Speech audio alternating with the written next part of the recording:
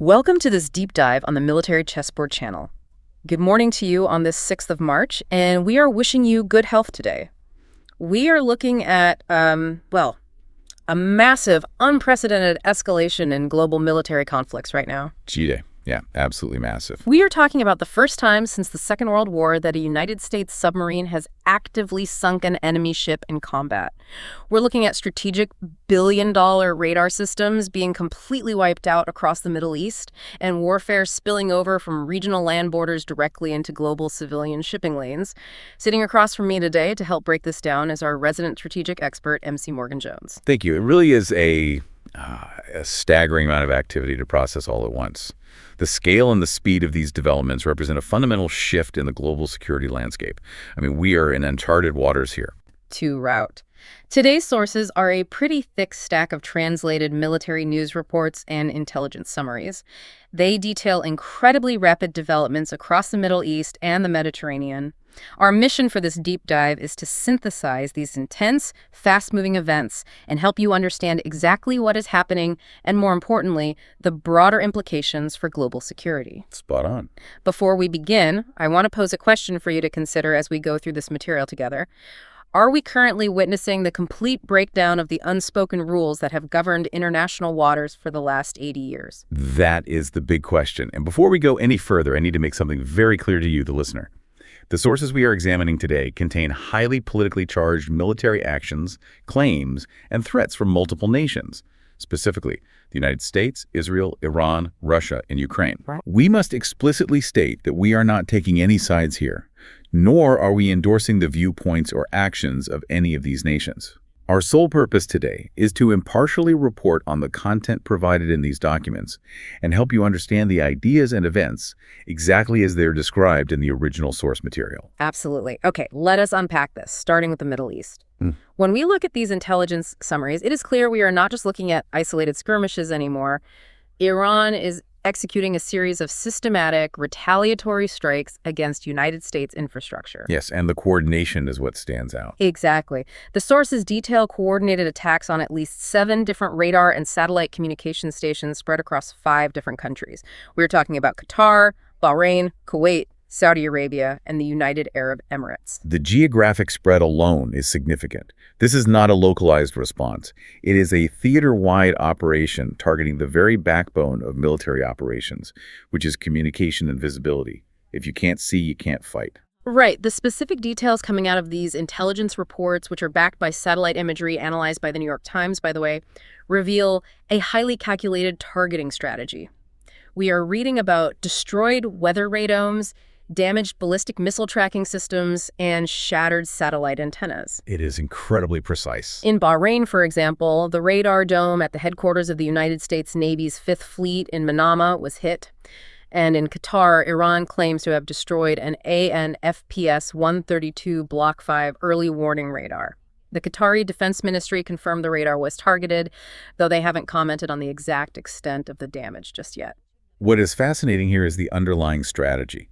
Iran is not just lashing out to cause random physical damage. They are systematically attempting to blind United States military coordination. Blinding the nerve center. Precisely. Take that radar in Qatar, for instance. That is a strategic asset worth over $1 billion.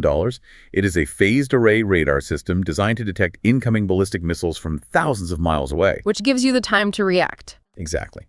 It provides the crucial minutes of early warning needed to launch interceptors. By taking out that system, along with the ballistic missile tracking systems at places like Al Dhafra Air Base in the United Arab Emirates, Iran is drastically reducing the rapid response timeline. Right. If you cannot see incoming threats on your radar, your ability to coordinate a complex, multinational defense drops to near zero. Which forces us to reevaluate the next major escalation outlined in these translated military reports. A senior Iranian military official has issued an absolute ultimatum. They stated that if the United States and Israel attempt to overthrow the Iranian regime, Tehran will directly target Israel's Dimona nuclear reactor. To understand the gravity of that threat, we really need to contextualize Dimona. Located deep in the Negev desert, the Dimona facility is heavily guarded and widely considered to be the secretive heart of Israel's unacknowledged nuclear weapons program. It's the crown jewel of their deterrence. Too right it is. Israel maintains a strict doctrine of nuclear ambiguity. They have maintained this stance since the 1960s, neither confirming nor denying their arsenal, but Dimona is the physical symbol of that capability. Threatening a direct missile strike on a nuclear reactor is the ultimate high-stakes deterrent. It is a terrifying prospect. It is a message designed to say that any push for regime destruction will trigger an unthinkable environmental and human catastrophe. The intelligence sources indicate that this extreme threat is largely being driven by mixed messaging coming out of the United States. You have United States Defense Secretary Pete Hegseth explicitly stating that the recent military strikes are not about regime change. Right. But conversely, you have public statements from former President Donald Trump actively urging the Iranian people to use this moment to take back their government, calling it a once-in-a-generation opportunity.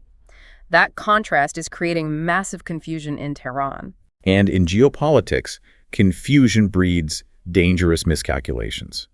Because Tehran is hearing these conflicting messages from Washington, they are operating under the assumption that an attempt to topple their government is still a very real possibility. Which puts everyone on edge. Exactly. Furthermore, the threat from this Iranian official extends beyond nuclear facilities.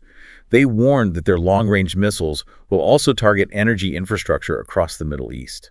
If Iran targets regional energy infrastructure, the immediate concern in these intelligence summaries is not just a general spike in crude oil prices. The documents highlight the specific disruption to localized liquid natural gas refining capacity. Which is critical right now. Extremely critical. Right now, European markets are heavily dependent on Middle Eastern liquid natural gas to offset the permanent loss of Russian gas supplies. If those specific refineries and export terminals are damaged, we would see targeted, crippling energy shortages across Europe and cascading supply chain failures globally. They are effectively holding both regional nuclear stability and a very fragile sector of the global economy hostage as a deterrent against political interference. Here is where the military realities get profoundly serious. The United States Defense Department confirmed a milestone that has not occurred since the Second World War. This is a major historical moment. It really is. A United States submarine has actively engaged and sunk an enemy ship in combat. An American submarine fired an Mk-48 torpedo and completely destroyed an Iranian frigate, the Iris Dina, off the coast of Sri Lanka. The technological mechanics of the Mk-48 heavyweight torpedo dictate a very specific type of destruction. It does not operate like the simplistic torpedoes you might imagine from old movies, which just strike the hull and detonate. Right. It is much more advanced than that. Way more advanced. The modern Mk-48 utilizes advanced underwater acoustic homing. It carries a warhead weighing nearly 300 kilograms, but it is programmed to detonate deep underwater, directly beneath the lowest point of the targeted ship, creating a massive hydrodynamic shockwave. Precisely. The underwater explosion creates a massive, high-pressure gas bubble that forcefully lifts the entire ship out of the water. Wow. As that bubble collapses a fraction of a second later, it creates a void beneath the vessel. The ship then slams back down into that empty space. The sheer physical stress of being lifted and dropped with thousands of tons of force snaps the ship's keel. It just breaks its back. It physically breaks the vessel in half, causing it to sink in a matter of minutes. It is a weapon designed to ensure the target cannot be salvaged. The human toll detailed in the reports is severe. The Iris Dina was returning to Iran after participating in the Milan naval drills over in India. It sent out a distress signal early in the morning, about 40 kilometers south of the port of Gali in Sri Lanka. And it went down fast. Incredibly fast. By the time a Sri Lankan rescue ship arrived, less than an hour later, the Dina was completely gone, leaving only an oil slick. Out of a crew of 180 sailors, Sri Lankan naval forces were only able to rescue 32 people. Over 80 bodies were recovered, and the rest remain missing. It is a catastrophic loss of life. It is important to place this sinking within the wider context of the current United States military campaign. This was not an isolated incident. No, it is part of something much larger. The sources highlight that United States and Israeli forces struck over 1,000 Iranian targets over a 5-day period. The goal of this campaign, which is named Operation Horrific Wrath, is to severely degrade the air, land, and sea capabilities of the Islamic Revolutionary Guard Corps. And they didn't stop with the Dana. The United States also announced they targeted a second ship, a stealth frigate named the Irish Shahid Sayed Shirazi near Bandar Abbas. Which brings the fight right to Iran's doorstep. Exactly. I am looking at these new satellite images of Bandar Abbas provided by Planet Labs, and the devastation is extensive. The images show thick black smoke blanketing the area, a massive fire raging at the main fuel pier, and multiple warships burning right in the harbor. A heavy dry dock was also heavily damaged. This is a very clear message. It strikes me as an incredibly bold move. Why would the United States risk such a massive escalation by striking the Iranian mainland directly, rather than just picking off Iranian naval assets out in the open water? The answer lies in the strategic command structure of the Strait of Hormuz. Bandar Abbas is not merely a parking lot for ships. It is the primary headquarters for the Islamic Revolutionary Guard Corps Navy. The nerve center again. Exactly. Among the casualties at the pier was the Iris Makran. This was a massive former oil tanker that Iran converted into a forward-based ship. It functioned as a floating logistics hub, capable of launching fast attack craft and helicopters. Seeing it hit while docked is a major blow to their operational capacity. And it wasn't just equipment they lost. No, the intelligence reports state that a top admiral, Ali Shamkhani, was killed in these airstrikes. He possessed deep institutional memory and operational command over their naval forces. By dismantling the headquarters, sinking the forward base ship, and eliminating key leadership, the United States has temporarily crippled Iran's ability to easily blockade or disrupt the Strait of Hormuz. We are seeing localized naval power used to threaten global choke points in the Middle East, but what is notable in these intelligence summaries is seeing a similar asymmetric maritime strategy emerge thousands of miles away in the Mediterranean Sea. A completely different theater. Yes. The sources detail a highly significant attack near Malta. Russia is formally accusing Ukraine of attacking a Russian liquid natural gas carrier called the Arctic Medegas. They claim Ukraine used unmanned surface vessels, which are essentially explosive drone boats, to strike this civilian ship. This specific incident presents a massive geographical puzzle. The Russian Transport Ministry claims these unmanned surface vessels were launched from the coast of Libya to strike the ship near Maltese territorial waters. We have to consider the logistics of how Ukrainian naval drones could possibly end up in the central Mediterranean. It does seem impossible. If those drones originated in the Black Sea, they would have to travel all the way through the Bosphorus and Dardanelles Straits. Those are incredibly tight, heavily monitored maritime choke points. And highly regulated. Right. Since Turkey controls those straits under the Montreux Convention of 1936, they have the authority to block the passage of belligerent warships during wartime. It seems impossible to sneak a fleet of explosive drone boats through Istanbul unnoticed. That geographic impossibility is precisely why Russian military analysts, such as Vasily Dandikin, are formally accusing external actors of involvement. Dandikin argues in these reports that it is highly improbable, if not impossible, for Ukraine to execute a long-range maritime strike of this complexity without substantial external assistance. So who does he think helped them? His analysis points directly at the North Atlantic Treaty Organization. He specifically suspects intelligence and logistical support from the United Kingdom and other allied members. He frames this incident as maritime terrorism by proxy, suggesting that Ukraine is simply executing a wider Western operation designed to target Russian economic assets globally. The reporting indicates that all 30 Russian crew members aboard the Arctic Medegas were rescued safely, thanks to a coordinated effort between Russian and Maltese rescue teams. However, a crucial detail noted by Reuters is that this specific gas carrier was already on United States and United Kingdom sanction lists related to Russian energy exports. Which adds a profound layer of economic warfare to the physical attack. No. Russia's not taking this lightly at all. They have described this as international maritime terrorism and a severe violation of international maritime law. And they are threatening retaliation. Very serious retaliation. Dandikin and other experts warn that because Russia's military escorts in the Mediterranean are currently limited, their response will likely occur closer to home. They are warning of intensified strikes against Ukrainian Black Sea ports, logistics infrastructure along the Danube River, and Ukrainian energy facilities. The Danube River ports are particularly critical for Ukrainian grain exports, meaning a strike there would have immediate impacts on global food security. Exactly. The ripple effects are massive. If these reports are verified, this represents the first time that unmanned vessels have been used to attack a civilian energy ship in international waters. If we connect this to the bigger picture, we are witnessing the birth of a new maritime front.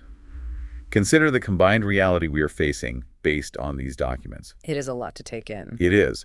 On one hand, you have Iran openly threatening to burn any ships that try to pass through the Strait of Hormuz if their regime is threatened.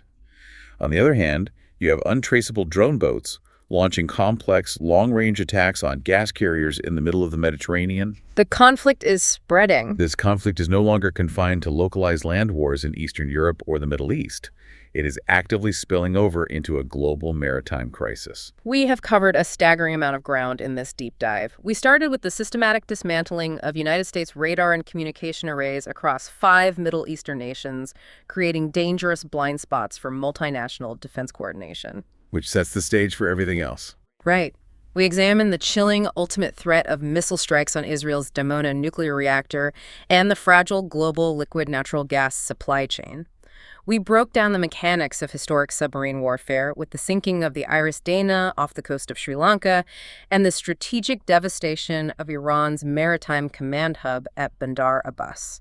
And then the Mediterranean. Yes. Finally, we unpacked this unprecedented, shadowy drone attack on civilian shipping in the Mediterranean Sea. It is a vast amount of intelligence to process, but it is essential to understand the interconnected nature of these strategic events. None of this is happening in a vacuum. To you listening, this is exactly why this matters to your daily life. These are not merely isolated military skirmishes happening in faraway deserts or distant seas. Yeah. They represent a fundamental destabilization of the global energy supply chain. Straight up. The ships carrying the fuel that powers our cities and the cargo vessels transporting the goods we rely on every single day are now navigating through emerging war zones. The cost of international trade, the price of energy, and the fundamental stability of the global economy are all directly tied to the security of these waters. I want to leave you with a final, lingering question to mull over. We are seeing the rise of untraceable, unmanned drone boats capable of striking civilian energy ships anywhere in the world. Simultaneously, advanced submarines are proving their lethal, unavoidable effectiveness in modern combat once again. The technology is changing the game. It really is. Given these rapidly evolving asymmetric threats, are we witnessing the definitive end of the era where the world's oceans were considered safe havens for free global trade? If the waters are no longer safe, the entire architecture of our modern interconnected world will be forced to change. A heavy but incredibly necessary question to consider as we watch these events unfold. Thank you so much for joining us and taking the time to unpack these intense sources today. Cheers. It's been a pleasure to break this down with you all. If you found this analysis valuable, please make sure to like this video, leave a comment below with your perspective on these global shifts, and subscribe to the Military Chessboard channel. Keep questioning the information around you, and we will catch you on the next deep dive. Wishing you good health until then.